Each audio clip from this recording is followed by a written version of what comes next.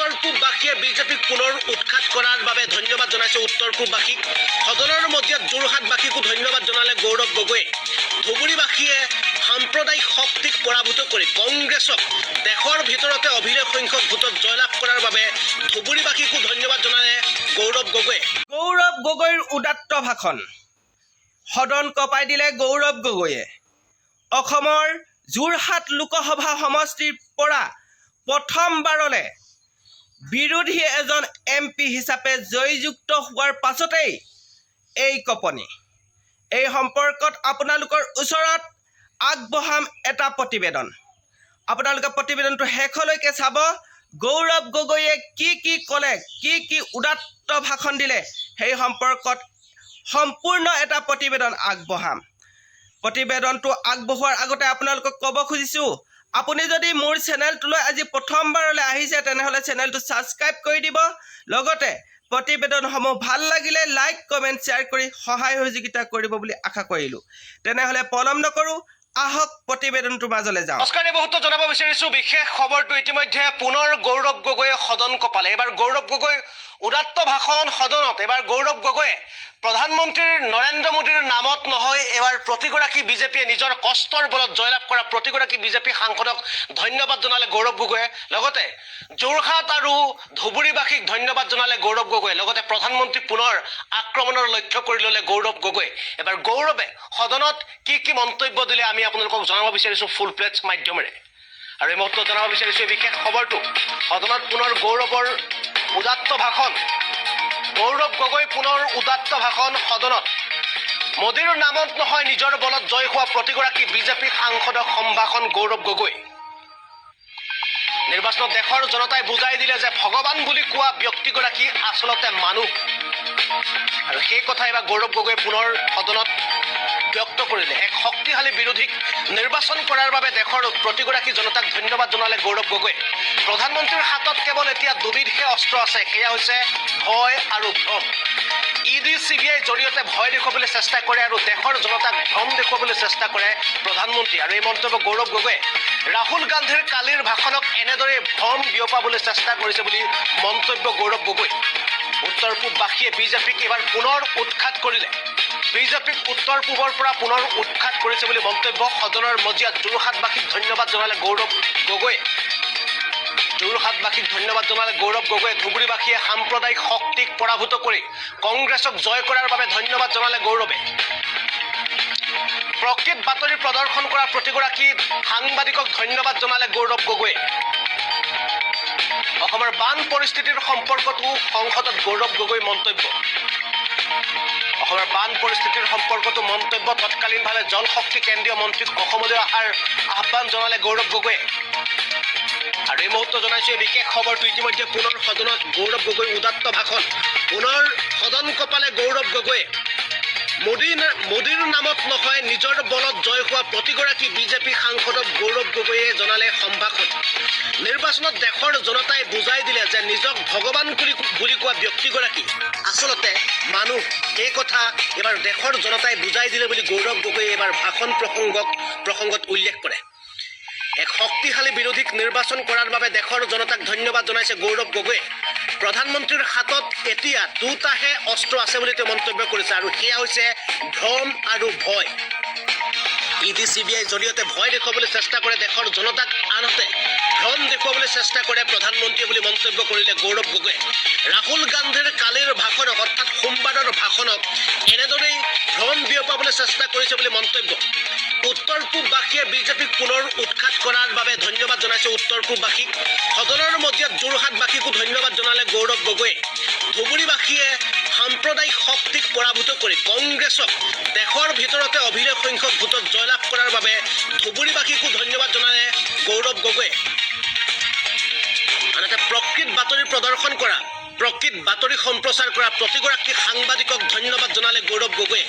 অসমৰ বান পৰিস্থিতিৰ সম্পৰ্কতো সংসদত গৌৰৱ গগৈয়ে মন্তব্য। তৎকালীনভাৱে কেন্দ্ৰীয় জল শক্তি কেন্দ্ৰীয় মন্ত্ৰীক অসমলৈ অহাৰ আহ্বান জনাইছে গৌৰৱ গগৈয়ে। লগতে NDRFৰ এটা উচ্চপদস্থ বিষয়া আৰু দল অসমলৈ তৎকালীনভাৱে আজিৰ দিনটোতেই উপস্থিত হ'বৰ কাৰণে গৌৰৱ গগৈয়ে আহ্বান জনালে সদনৰ মজিয়াৰ পৰা। আমি পোনে পোনে এবাৰ গৌৰৱ গগৈ সেই বিশেষ ভাষণ আপোনালোকক দেখুৱাবলৈ চেষ্টা কৰিছোঁ। मोदी जी अपना रवैया। धन्यवाद सभापति महोदय। मैं आपके समक्ष खड़ा तो हूं, लेकिन वर्तमान में मेरा मन और मेरा ध्यान असम में हो रही बाढ़ पर है और मैं आशा करूंगा कि यहाँ की सरकार अपनी चिंता व्यक्त करे और असम में अभी तुरंत आज ही एनडीआरएफ की एक टीम भेजे और जल शक्ति के मंत्री भी वहां पे जाए, क्योंकि जिस प्रकार से एम्बैंकमेंट चारों तरफ टूट रहे हैं, पानी जिस तरफ से बढ़ रहा है, बहुत ही एक खतरनाक एक वातावरण वहां पे है। आप भी बिहार और यूपी में देखते हैं कि कितना बाढ़ के और कटाव से लोगों को कितनी परेशानी होती है और इसीलिए मैं चाहता हूं कि यहाँ की सरकार असम में होती हुई बाढ़ के प्रति अपनी चिंता व्यक्त करते हुए आज ही एक एनडीआरएफ की टीम भेजे और जल शक्ति मंत्री तुरंत वहां पे जाए। मैं शुरुआत में भाजपा के सांसदों और हमारे इंडिया अलायंस के सांसदों और सभी सांसदों को मैं विशेष रूप से अपनी तरफ से शुभकामनाएं देता चाहूंगा कि वो इस चुनाव में जीत के आए और विशेष रूप से मैं भाजपा के सांसदों को मैं शुभकामनाएं देना चाहता हूं, क्योंकि आज इस चुनाव में उनको बहुत कठिनाई का सामना करना पड़ा। इससे पहले जो चुनाव हुए, 2024 का चुनाव, 2019 का चुनाव, उन दोनों चुनावों में उन्होंने सिर्फ नरेंद्र मोदी जी के नाम पर वो सत्ता में आए और सब इस सदन के अंदर आए, लेकिन इस चुनाव में उन्होंने खुद अनुभव किया होगा कि इस बार वोट उनको प्रधानमंत्री नरेंद्र मोदी जी के नाम पर नहीं, अगर वोट अगर आए हैं तो आपके काम और आपके परिश्रम पर आए हैं। आपसे भी कई सांसद ऐसे आए हैं जो घिस के आए हैं, 30,000 वोट से आए हैं, 5,000 वोट से आए हैं। आप अपने बल पे आए हैं, किसी प्रधानमंत्री के नाम पर नहीं, आप अपने बल पे आए हैं और इसीलिए मैं आपको शुभकामनाएं मैं देना चाहूंगा और याद दिलाना चाहूंगा कि भारत की आवाम इस वोट से ये कहना चाहती है कि वो इंसान जो खुद को भगवान समझता है वो भगवान नहीं, सिर्फ इंसान है। ये संदेश आज देश के जनादेश में हमें दिखाई देता है और मैं धन्यवाद करना चाहूंगा इस देश के आम नागरिकों का, जिन्होंने आज एक प्रधानमंत्री को नहीं, आज देश ने एक मजबूत नेता प्रतिपक्ष को चुना है। आज देश ने एक सत्ता को नहीं, आज देश ने एक मजबूत विपक्ष को चुना है और इसीलिए मैं देश के लोगों का आभार प्रकट करता हूं और देश के लोगों को आपके जरिए ये मैं संदेश देना चाहता हूं कि आपके होते हुए हम ये संघर्ष जारी रखेंगे। लोकतंत्र को बचाने का संघर्ष, संविधान को बचाने का संघर्ष, पिछले दलित वंचित अल्पसंख्यकों का संवैधानिक अधिकार बनाने का जो संकल्प हमने लिया है, हमने ये मुहिम छेड़ी है, ये मुहिम पे हम ये चढ़ते जाएंगे, इस रास्ते पे हम चलते जाएंगे। हम आवाज बन के रहेंगे उन देशवासियों की जिनकी समस्या ना आज इस सदन में व्यक्त होती है ना अखबारों में व्यक्त होती है। हम आवाज उठाएंगे उन गरीब लोगों की जो आज अस्पताल में लगभग 6-6 साल उनको रुकना पड़ता है पर उनको सर्जरी का अपॉइंटमेंट नहीं मिलता है। हम आवाज उठाएंगे वो सड़क पे सोते हुए युवाओं की, लोगों की, जिन पर एक अमीर का गाड़ी, एक अमीर बाप का गाड़ी का बेटे का गाड़ी रेंगते हुए उनको मार देता है और फिर वो बेटा बाद में बेल पर निकल जाता है और उन जो लोग जो सड़क पे सोते हैं आज उनके बारे में कोई नहीं सोचता। हम बात उठाएंगे उन छोटे दुकानदारों की जिनका दुकान, सालों का दुकान आज टूट जाता है जब एक मंदिर का विस्तार होता है। हम बात उठाएंगे उन बेरोजगार युवाओं की जो आज वीजा भटक के संघर्ष में आज वो कभी पनामा के रूट से अमेरिका में जाते हैं, कभी कनाडा जाते हैं, कभी यूरोप जाते हैं, कभी मिडिल ईस्ट जाते हैं। आज यूपी, हरियाणा, पंजाब, गुजरात का युवा आज उसको देश के अंदर नहीं, अगर रोजगार मिलता है तो विदेश में मिलता है। हम उनकी आवाज उठाएंगे। हम आवाज उठाएंगे उन बच्चों की जो आज रो रहे हैं, सालों की मेहनत आज उनका व्यर्थ हो गया है जब नीट का ये पेपर लीक हो गया है। हम बात उठाएंगे उन जवानों की जो आज जम्मू में जिनकी आज शहादत हुई है। हम बात उठाएंगे उन ऑनेस्ट टैक्स पेयर्स की जिनका पैसा आज हम देख रहे हैं कि कहीं बिहार पर पुल गिर जाने पर उनका टैक्स पेयर का पैसा व्यर्थ होता है, तो कहीं एयरपोर्ट का टर्मिनल लीक होने पे उनका टैक्स पेयर का पैसा व्यर्थ होता है। पर हमें यह भी पता है कि प्रधानमंत्री मोदी जी अपना रवैया नहीं बदलेंगे। प्रधानमंत्री मोदी जी के पास दो ही अस्त्र है, एक भय है और भ्रम है। भय वो दिखाते हैं इनकम टैक्स, ईडी और सीबीआई के साथ, लेकिन देशवासियों ने इस बार कह दिया है कि हम इनकम टैक्स, ईडी और सीबीआई से डरते नहीं हैं। और दूसरा जो उनका अस्त्र है वो भ्रम का। वो हमने प्रचार में भी देखा, बांसवाड़ा में उन्होंने क्या कहा, बांसकाठा में उन्होंने क्या कहा, और जिस प्रकार से प्रधानमंत्री मोदी जी के भ्रम को देशवासियों ने लोकसभा चुनाव में नकारा, उसी तरीके से आज भी आप राहुल गांधी जी के भाषण पर जो भ्रम फैलाने का कोशिश कर रहे हैं, उस कोशिश को भी देशवासी नकारेंगे। इसीलिए मैं देशवासियों के प्रति मैं आभार प्रकट करता हूं, क्योंकि देश बदल चुका है, सदन बदल चुका है। आज आप देख रहे हैं कि जब विपक्ष अपनी बात उठता है तो प्रधानमंत्री को भी, कैबिनेट को भी अध्यक्ष महोदय से संरक्षण मांगना होता है। मैंने ऐसा नजारा पिछले 10 साल में नहीं देखा कि नेता प्रतिपक्ष बोल रहा है, विपक्ष बोल रहा है और गृह मंत्री उठ के बोल रहे हैं कि हमें संरक्षण दो, हमें संरक्षण दो, हमें संरक्षण दो। ये है ताकत लोकतंत्र की, जहां पे सत्ता पक्ष हो, जहां पे विपक्ष हो। अगर आपके पास सत्ता है, इसका मतलब ये नहीं कि आप सही हो। अगर हम विपक्ष में हैं, इसका मतलब हम गलत है, ये इसका मतलब नहीं है। सत्ता पक्ष विपक्ष लोगों की दो राय रखता है और फिर जनता जनार्दन निर्धारित करती है कि वो किसको राय को स्वीकारता है, चाहे वो सत्ता हो या विपक्ष को। और इसीलिए आज देश बदल चुका है उत्तर पूर्वांचल से, जहां से आज मणिपुर के 2 सांसद हम जीत के आए हैं। नागालैंड में हम पिछले बार जब कांग्रेस पार्टी जीती थी तो वो 1996 में थी, अब आज दोबारा हम 2024 में जीत के आए हैं। मेघालय में इनकी जो टूरा लोकसभा सीट हम जीत के आए हैं, वो पिछले सीट हम 1996-98 में हम जीते थे, आज दोबारा वो टूरा लोकसभा सीट हम जीत के आए हैं। आज एनडीए को उत्तर पूर्वांचल के लोगों ने नकारा है।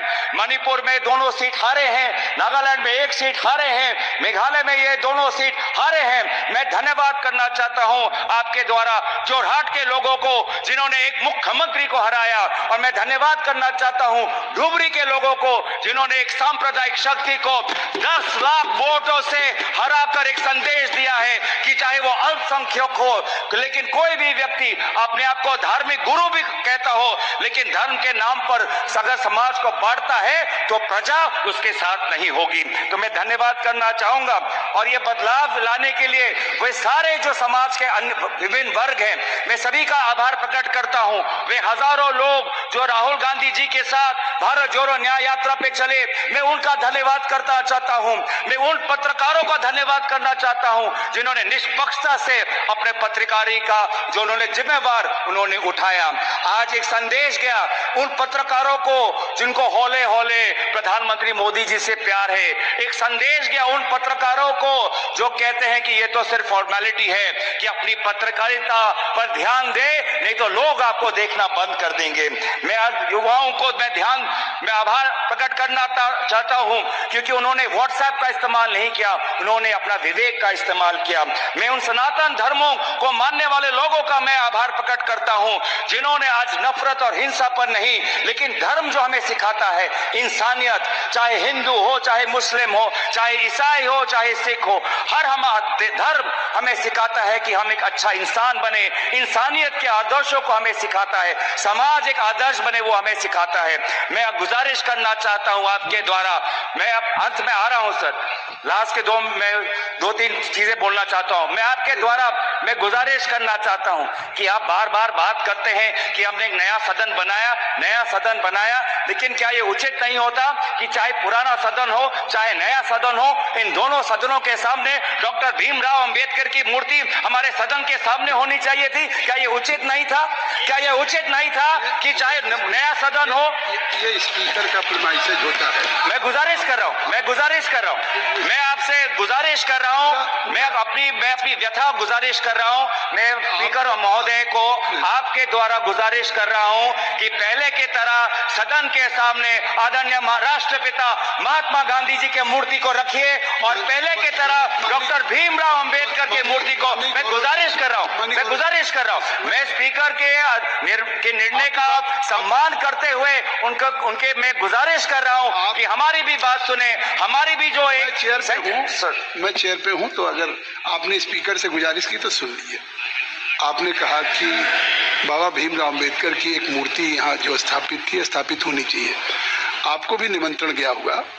इस पार्लियामेंट में पहली बार सारे महापुरुषों का, बाबा भीमराव अम्बेडकर से लेकर के महाराणा प्रताप से लेकर के एक बड़ी वीथिका बनाई गई है उसी संविधान भवन के साथ, और जिसका उद्घाटन हुआ पिछले दिनों। शायद आप जाएंगे तो आपको लगेगा कि एक पार्लियामेंट के अंदर एक ऐसी चीज हो गई कि कोई भी बाहर का डेलीगेशन या हमारे खुद मेंबर पार्लियामेंट या बाहर के लोग आएंगे तो उनको इस संविधान भवन, इस पार्लियामेंट के साथ साथ अपने देश के महापुरुषों को एक साथ सारी प्रतिमाओं को ढंग से रख करके पार्क बनाया गया है। धन्यवाद। अध्यक्ष सभापति महोदय, मैं बस गुजारिश कर रहा हूं, आप हमारी भी बात रखने, आप सुनिए कि सदन के सामने अगर प्रेरणा स्थल बनाना भी हो तो सदन के सामने जहां पे उनका स्थान है, जहां पे उनके इतने सालों से जब डॉक्टर भीमराव अम्बेडकर के मूर्ति को स्थापन करने के लिए एक पूरे देश में एक आंदोलन हुआ था, उस स्थान को एक वजह के से चुना गया था कि वो सदन के सामने हो। क्या ये उचित नहीं है? क्या ये हमारे गरिमा के अनुसार नहीं होना चाहिए कि सदन के सामने जिस हमारे भारतीय संविधान के निर्माता डॉक्टर भीमराव अम्बेडकर और महात्मा गांधी जी हमारे सदन के सामने हो? तो मैं दोबारा आपसे गुजारिश करता हूं, हाथ जोड़ के मैं विनम्र आपसे अनुरोध करता हूं कि आप ये दोनों महापुरुषों के मूर्तियों को आप सदन में रखें और अंत में समाप्त करें।